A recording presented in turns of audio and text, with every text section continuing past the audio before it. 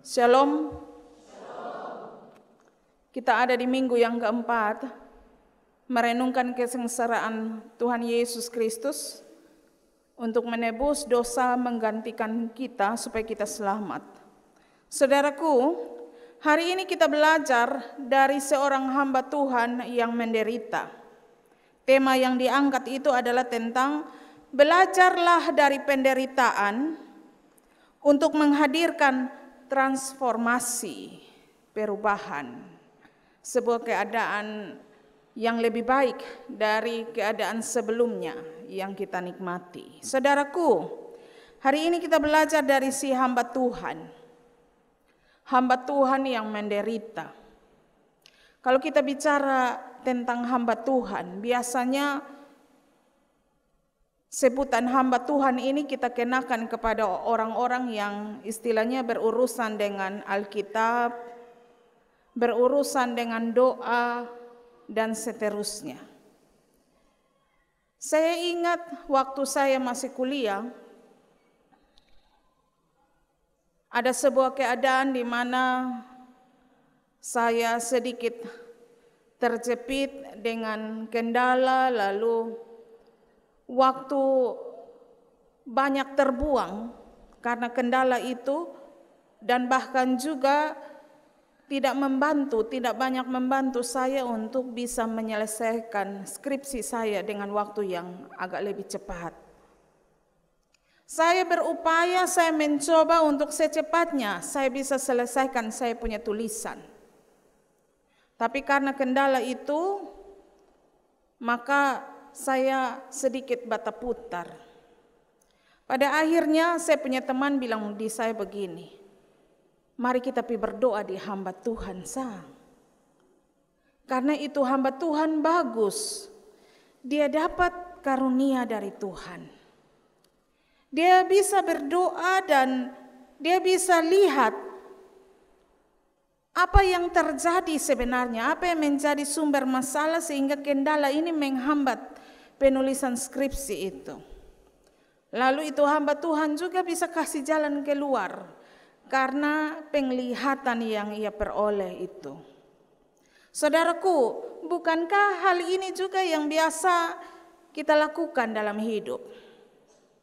Istilah hamba Tuhan kita kenakan kepada orang yang memang berurusan dengan Alkitab, dengan kebiasaan untuk berdoa, bahkan juga kita hubungkan dengan mereka yang oleh karunia Tuhan, mereka diberikan sebuah kesempatan tertentu dalam hal ini.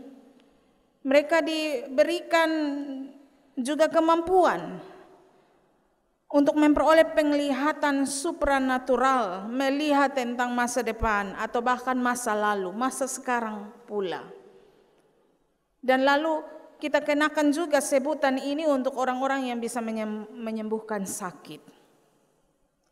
Tapi bahwa bagaimana dengan mereka yang berprofesi, misalnya polisi, tentara, apalagi tukang ojek, nelayan, petani, atau mungkin kakak-kakak mahasiswa. Apakah kakak-kakak mahasiswa dan profesi yang lain ini tidak bisa disebut sebagai hamba Tuhan? Saudaraku, sebenarnya sebutan hamba Tuhan itu bisa dikenakan kepada siapa saja dengan profesi yang berbeda-beda. Yang paling penting adalah jika ketika mereka menjalankan tugas mereka, kegiatan mereka yang mereka jalankan itu dengan memberi diri untuk sepenuhnya taat, tunduk, bukan hanya kepada aturan-aturan duniawi saja, tetapi juga terutama tunduk pada kehendak Tuhan, melaksanakan kehendak Tuhan. Orang-orang yang melaksanakan kehendak Tuhan bisa kita sebut sebagai hamba-hamba Tuhan. Semua kita bisa kita sebut sebagai hamba Tuhan. Yang paling penting adalah kita disebut sebagai hamba Tuhan justru saat di mana kita tunduk pada pelaksanaan kehendak Tuhan. Kalau kita tidak melaksanakan kehendak Tuhan, memang kita tidak bisa disebut sebagai hamba Tuhan. Itu berarti bahwa istilah hamba Tuhan ini dikenakan pada semua orang. Dalam keadaan ia harus tunduk untuk melaksanakan kehendak Tuhan.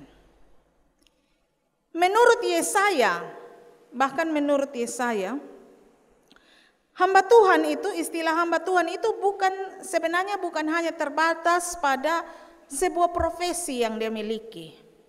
Hamba Tuhan itu tidak hanya diberikan kepada pendeta, majelis jemaat, penatua, diaken, atau mereka yang diberi karunia oleh Tuhan untuk melihat tentang masa depan, masa lalu atau masa sekarang, atau bahkan mereka yang diberi karunia oleh Tuhan untuk bisa menyembuhkan orang sakit. Menurut Yesaya, sebutan hamba Tuhan tidak hanya dikenakan kepada mereka saja. Sebab sebutan hamba Tuhan itu bukan tentang profesinya, tapi tentang kualitas hidupnya, melakukan kehendak Tuhan.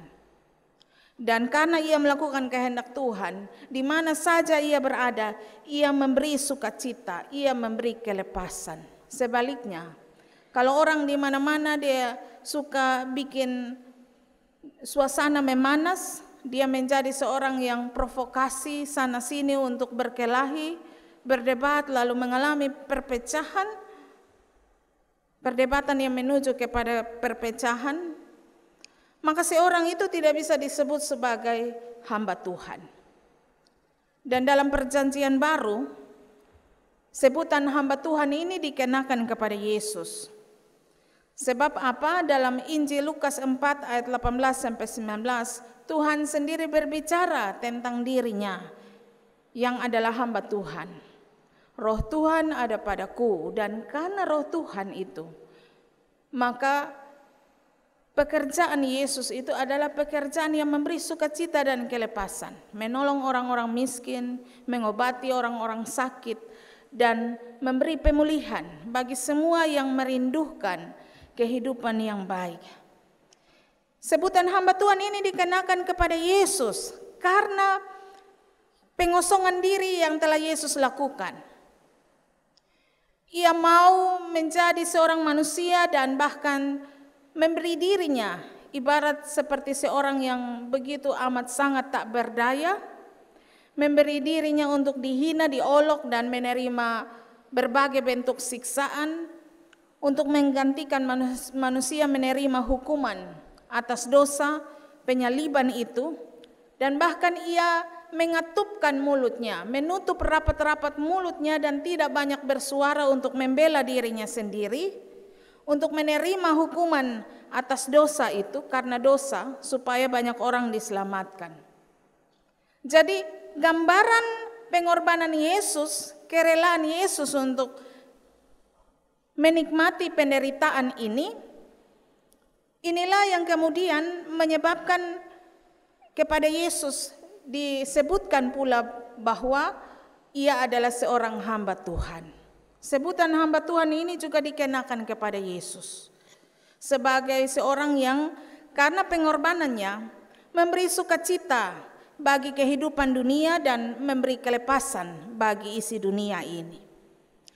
Dan saudara, kalau bicara tentang hamba Tuhan, artinya bahwa hamba Tuhan itu harus menjadi figur yang memberi sukacita, memberi kelepasan, seperti itu. Maka ketika Yesaya berbicara tentang hamba Tuhan kepada umat Allah yang waktu itu ada di dalam masa pembuangan, berita ini jadi berita yang penuh sukacita bagi umat Allah pada saat itu. Kenapa demikian? Jadi konteksnya, latar belakang dari bahagian kisah Alkitab yang kita baca ini adalah tentang umat Allah yang berada di masa pembuangan di negara orang-orang Babel. Saudara, bisa kita bayangkan begini ya, ditawan di negeri orang itu sungguh tidak menyenangkan. Sebagian besar dari kita ini adalah perantau ya. Kita kasih tinggal kita pun kampung halaman, datang hidup di kos untuk mencapai sebuah tujuan tertentu, entah itu mungkin cita-cita kita, studi kita, dan seterusnya. Kita semua pernah menjadi dan masih berada dalam status sebagai perantau, orang-orang perantau. Tapi bahwa menjadi perantau di negeri orang, bahkan diperlakukan sebagai tawanan. Tawanan itu sama dengan budak di orang pun negara.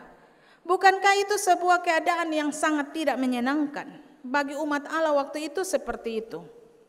Hidup sebagai tawanan adalah mereka harus bekerja keras untuk menyukseskan negara di mana mereka tinggal itu, tapi bahwa hasil panen dari kerja keras mereka tidak boleh mereka miliki seutuhnya. Mereka hanyalah harus bekerja untuk memakmurkan orang-orang di negeri Babel itu. Mereka harus bekerja untuk kebahagiaan, kesuksesan orang lain. Yang mereka dapat apa? Mereka tidak mendapatkan banyak hal yang baik. Bahkan hak-hak mereka pun tidak dipenuhi. Makan seadanya, padahal mereka yang kerja keras mengolah tanah. Lalu hak misalnya tentang keadilan dan lain sebagainya tidak akan mereka dapatkan di negeri orang.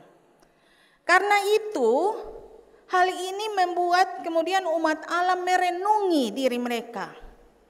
Mereka sungguh menyadari bahwa keberadaan mereka di negeri Babel, negeri pembuangan itu terjadi karena dosa yang telah mereka lakukan.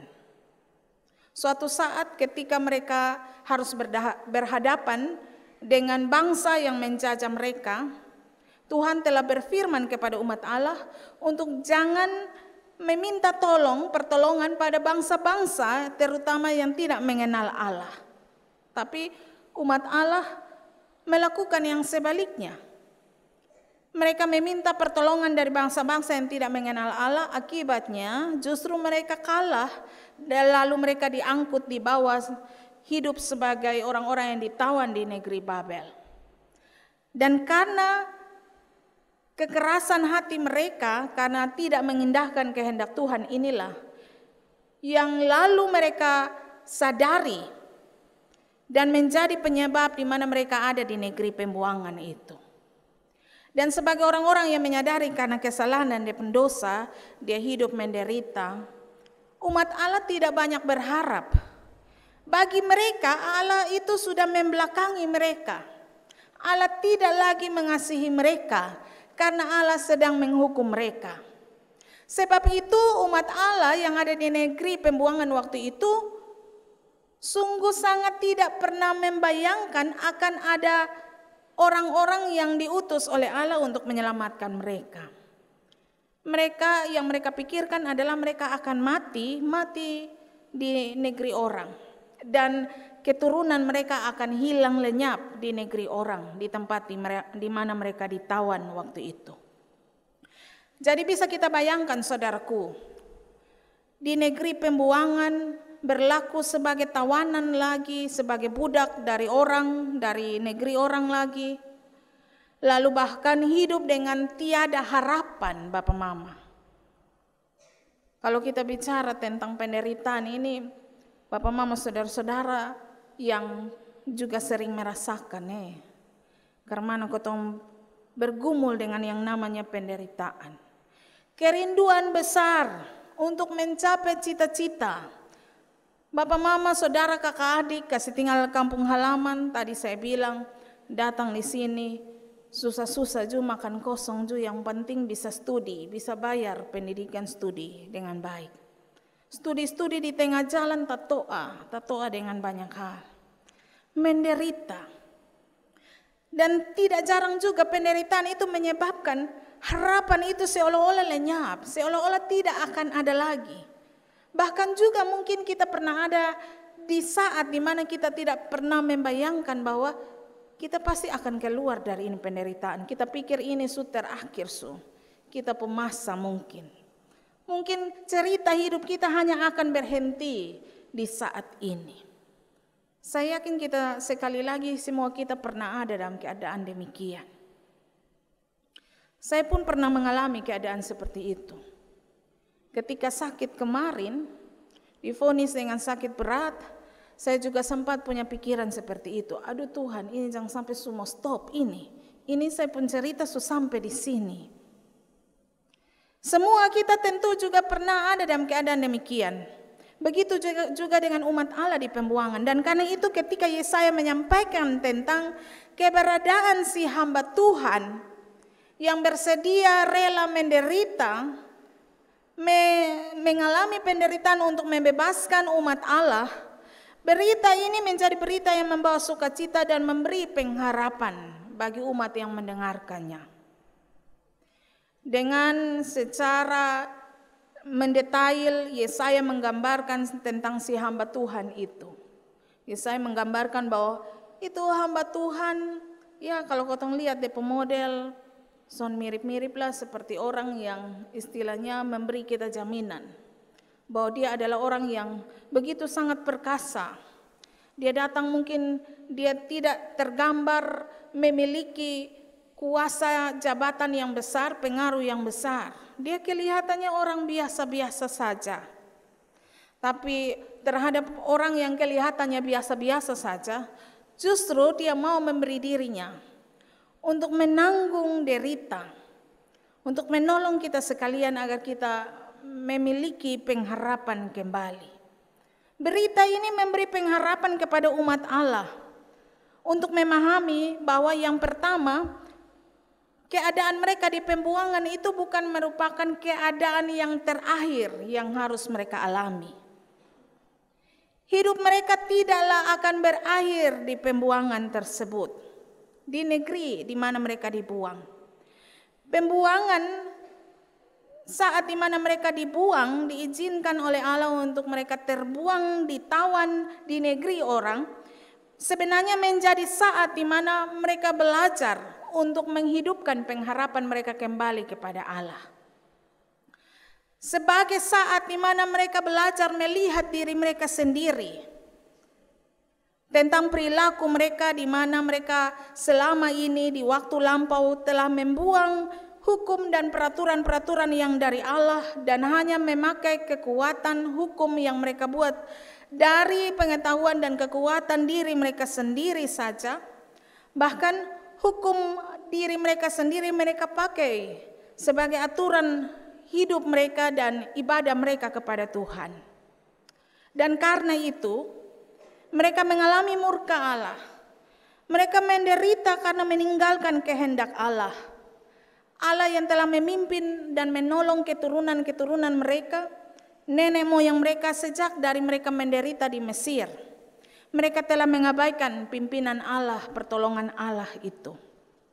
Karena itu masa pembuangan ini dipakai oleh umat Allah sebagai masa berefleksi kembali.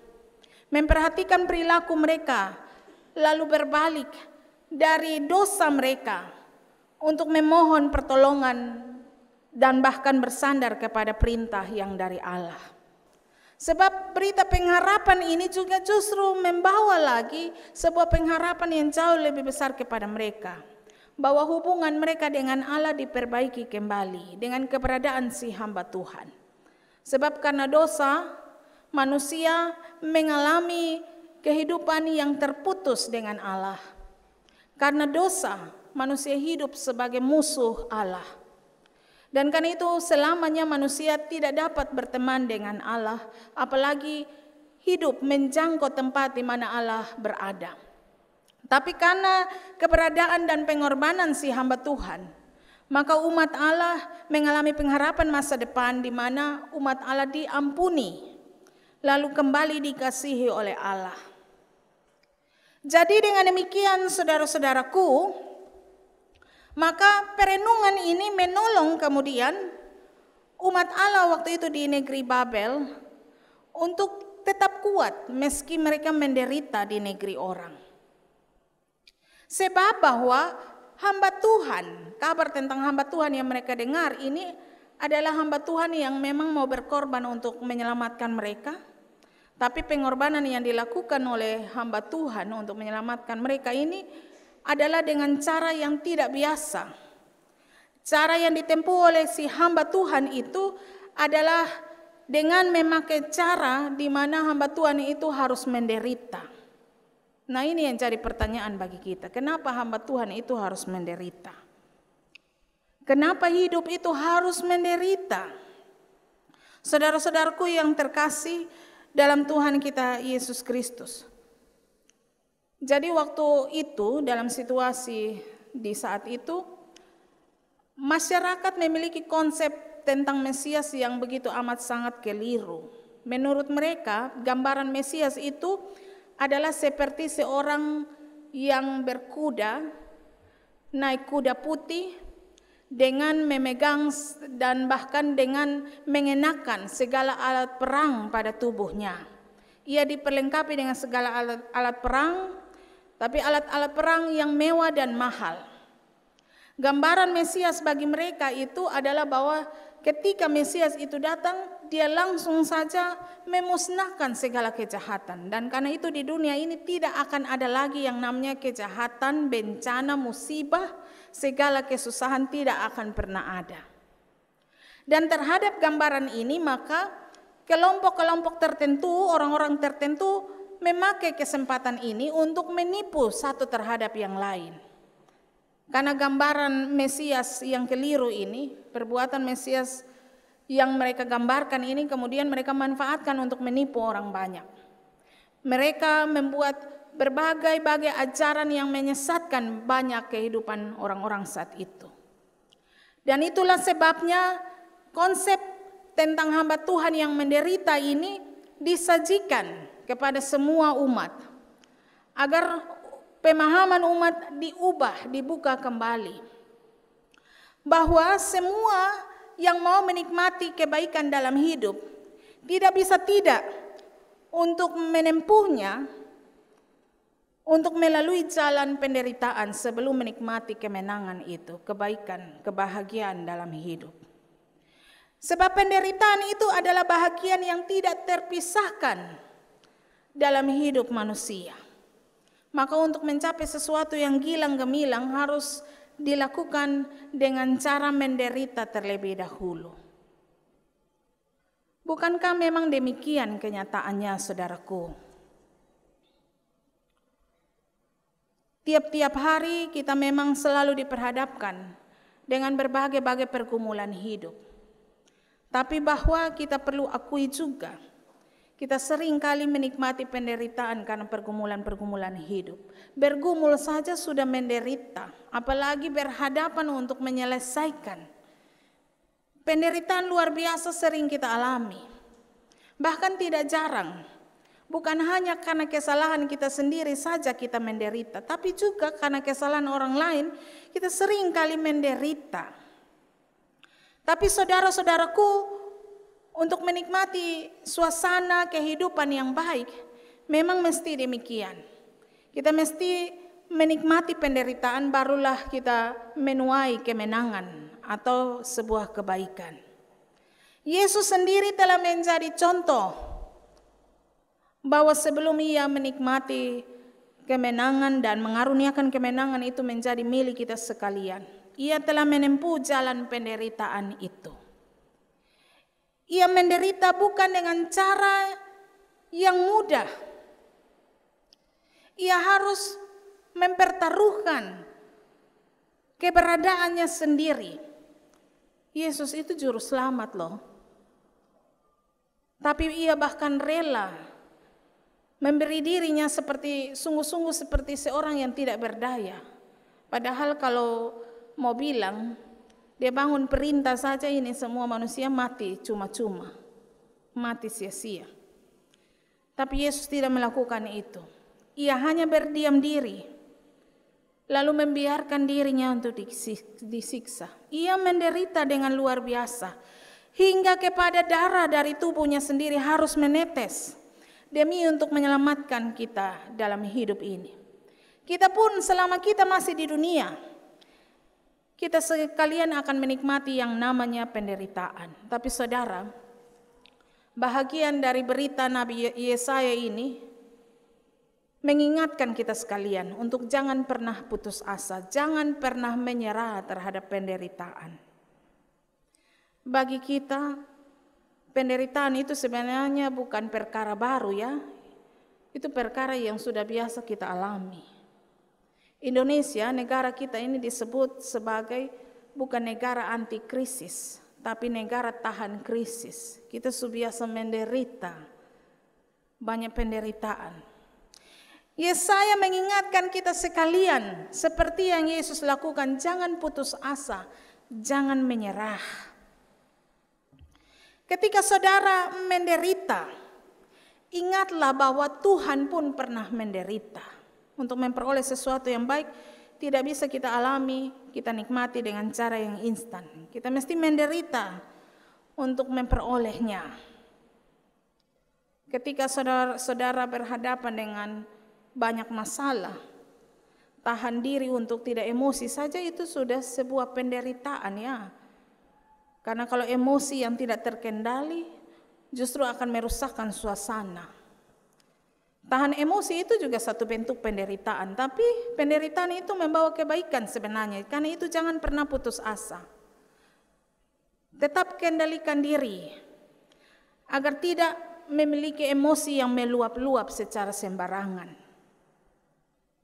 Karena menahan diri dalam penderitaan itu sangat baik. Bersabar untuk menjalani penderitaan itu sangat baik, menolong kita untuk membentuk karakter kita, sehingga kita akan menjadi orang-orang yang kuat, tidak menjadi orang-orang yang mudah lemah, mudah cengeng atau putus asa ketika berhadapan dengan situasi yang mengancam dalam kehidupan ini. Dan semua kita diizinkan oleh Tuhan supaya karakter kita, supaya kita menikmati penderitaan dan karakter kita dibentuk. Kita akan menjadi orang-orang yang kuat. Yesus sendiri telah memberi dirinya menjadi pribadi yang kuat menghadapi dan menjalani penderitaan. Maka ia pun berkehendak agar karakter kita dibentuk menjadi pribadi yang kuat lewat penderitaan yang secara sabar kita jalani. Lalu lagi pula bahwa penderitaan itu diizinkan oleh Tuhan supaya kita jalani adalah supaya kita lebih dapat menghargai apa yang diberikan kepada kita. Karena dengan melalui penderitaan, kita akan menjadi orang yang lebih tahu bersyukur. Lebih berhikmat untuk berhadapan dengan situasi-situasi yang mengancam dalam kehidupan ini. Saudara-saudaraku, semua kita sekalian telah hidup dalam pengalaman di mana kita pernah mengalami penderitaan. Mari berhikmat dengan hikmat yang Tuhan berikan. Tuhan ingin kita belajar dari penderitaan kita. Seperti hamba Tuhan, bahkan seperti Yesus sendiri. Ia mau kita belajar dari penderitaan yang telah ia alami dalam maksud untuk menyelamatkan kita. Kasih-Nya dan berkat-Nya yang begitu besar menaungi kita sekalian. Ia ingin, sungguh-sungguh ingin agar kita hidup berbahagia dalam dunia ini.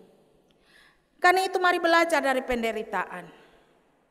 Mari dengan hikmat kita ada dalam sikap-sikap tentang mengurangi, berhadapan dengan penderitaan, tapi juga berupaya untuk terus-menerus mengurangi penderitaan yang kita alami itu. Mungkin tidak banyak cara yang bisa kita lakukan, tapi yang bisa kita lakukan sekarang adalah kita bisa mendoakan. Mari setia mendoakan satu terhadap yang lain. Kita bisa setia memberi kehadiran kita, memberi penghiburan, memberi motivasi, menolong apapun pertolongan yang bisa kita berikan. Meskipun pertolongan itu dalam bentuk yang sangat sederhana. Tapi juga dengan hikmat yang dari Tuhan, belajar dari penderitaan, terutama di zaman sekarang. Zaman sekarang ini Bapak Ibu Saudara-saudari, seringkali ketika kita memakai teknologi, kita tidak mengendalikan pemakaian teknologi itu. Sebaliknya teknologi itu yang kendalikan kita kembali. Maksudnya apa? Ketika berhadapan dengan suasana dalam hidup ini, ada banyak informasi-informasi ajaran dan berbagai opini yang sebenarnya selalu menjerumuskan kita pada perkara-perkara yang tidak dikehendaki oleh Tuhan. Misalnya ada berita-berita hoax ada fitnah yang diberikan, ada juga berita-berita berupa penipuan, investasi-investasi penipuan dan seterusnya. Semua itu berkembang dalam kehidupan kita di masa sekarang. Dan jika tidak dengan hikmat Tuhan kita menghadapi semua itu, tentulah kita akan sangat menderita, sebab kita justru akan terjerumus dalam berbagai praktek-praktek yang menipu, yang menghancurkan kita. Belajar dari penderitaan mengajak kita sekalian untuk memakai hikmat yang dari Tuhan, mengantisipasi berbagai-bagai informasi yang tersebar dalam kecanggihan dunia teknologi di zaman sekarang ini. Saringlah segala berita dan informasi yang kita dapat dengan memakai ukuran firman Tuhan. Apakah berita ini harus saya lakukan? Apakah perintah ini harus saya lakukan? Apakah benar ini adalah perintah yang dari Tuhan atau tidak? Karena kalau kita tidak memakai hikmat Tuhan, kita ikut-ikut sah. Zaman sekarang kan tren pakai pakaian kurang bahan, padahal beli mahal, beli sampai 500.000, tapi pakaian kurang bahan, kurang di tangan, kurang di leher, kurang juga di kaki. Ini juga repot. Zaman sekarang memang memberi tren seperti itu, tapi kalau kita tidak saring pakai ukuran firman Tuhan, kita juga akan terjebak dan terjerumus dalam tren seperti itu. Ada lagi tren-tren yang lain. Tren-tren yang sekarang yang lain itu cowok-cowok dong itu kan pakai anting ada. Bapak mama kebiasaan untuk cowok pakai anting itu sebenarnya kebiasaan yang terjadi di dunia barat. Sebenarnya anting yang dipakai cowok itu melambangkan perbudakan, menandakan bahwa dia adalah seorang budak dari seorang tuan. Tapi kita di Indonesia kita pikir itu tren bagus, kita ikut-ikutan. Orang barat lihat kita, mereka bilang apa? Itu budak. Berhenti sudah, stop yang begitu. Saringlah segala informasi dan tren, pakai ukuran firman Tuhan supaya kita tidak terjebak. Belajar dari penderitaan untuk pakai hikmat Tuhan, mentransformasi kehidupan ini, perbaiki kehidupan ini jadi lebih baik. Masih ada lagi banyak contoh yang terjadi dalam hidup ini. Bahasa-bahasa gaul kita ini juga perlu kita pakai ukuran firman Tuhan. Bahasa gaul sekarang kan lolo, gua begitu. Tapi semua kita pukul sama. Kita omong dengan dia itu kita pukul sama, lolo, gua. Ini kita punya tradisi di Indonesia ini sebenarnya sangat kuat melekat pada kita. Ketika berbicara itu kita juga perhatikan sesama kita. Jangan kita semua pukul rata, lolo, gua begitu. Ukuran firman Tuhan harus kita pakai. Masih banyak sekali contoh dan praktek kehidupan yang mestinya harus selalu kita saring berdasarkan ukuran kebenaran firman Tuhan. Saudara, mari menjaga kehidupan ini dengan baik supaya kita menjadi aman dan nyaman dalam hidup ini. Mari merubah kehidupan ini menjadi lebih baik. Mari transformasi, bikin perubahan dengan cara pakai ukuran firman Tuhan untuk menyaring semua yang adalah menjadi tren perilaku kita tiap-tiap hari. Ingatlah bahwa yang selalu Tuhan kehendaki adalah kebahagiaan. Dia mengorbankan dirinya hanya untuk satu alasan, agar kita bahagia. Jangan terkurung dalam keadaan di mana kita tidak bahagia. Belajarlah dari penderitaan dan buatlah transformasi dalam hidup ini. Tuhan memberkati kita sekalian.